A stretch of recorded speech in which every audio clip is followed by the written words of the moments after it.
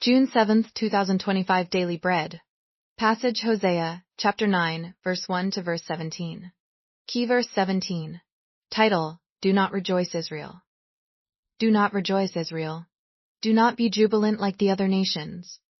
For you have been unfaithful to your God. You love the wages of a prostitute at every threshing floor. Threshing floors and winepresses will not feed the people. The new wine will fail them.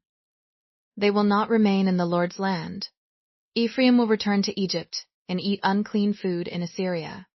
They will not pour out wine offerings to the Lord, nor will their sacrifices please him. Such sacrifices will be to them like the bread of mourners. All who eat them will be unclean. This food will be for themselves. It will not come into the temple of the Lord. What will you do on the day of your appointed festivals, on the feast days of the Lord? Even if they escape from destruction, Egypt will gather them, and Memphis will bury them. Their treasures of silver will be taken over by briars, and thorns will overrun their tents. The days of punishment are coming. The days of reckoning are at hand. Let Israel know this. Because your sins are so many, and your hostility so great, the prophet is considered a fool, the inspired person a maniac. The prophet, along with my God, is the watchman over Ephraim, yet snares await him on all his paths, and hostility in the house of his God. They have sunk deep into corruption, as in the days of Gibeah. God will remember their wickedness, and punish them for their sins. When I found Israel, it was like finding grapes in the desert. When I saw your ancestors, it was like seeing the early fruit on the fig tree. But when they came to Baal Peor, they consecrated themselves to that shameful idol, and became as vile as the thing they loved. Ephraim's glory will fly away like a bird. No birth, no pregnancy, no conception. Even if they rear children, I will bereave them of everyone. Woe to them when I turn away from them. I have seen Ephraim, like Tyre, planted in a pleasant place. But Ephraim will bring out their children to the slayer.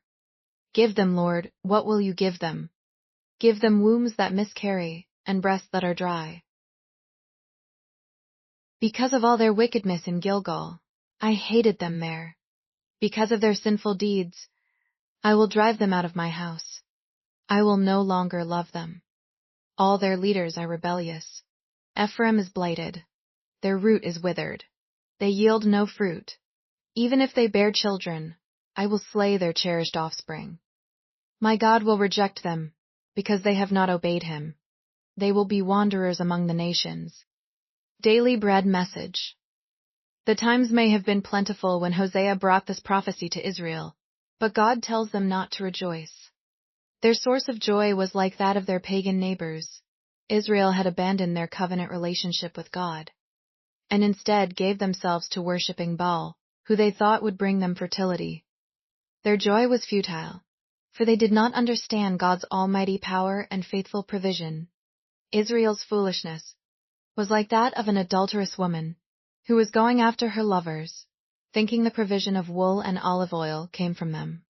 The provision did not come from Baal. They would soon be taken away. God who provides can also take them away, and their idol worship will not save them from the infertility that comes as God's punishment. What is your source of joy? Do you rejoice in the Lord who raised you in his great hope and vision? Do you trust that everything that gives you a sense of security belongs to him, and that you live today because of his purpose in you? Would you come before him and ask for his mercy, and love to restore your heart today? Prayer. Father, thank you for the privilege of having a personal relationship with you. Your love is sufficient for me. All I have belongs to you, and you know my needs. One word. What is the source of my joy?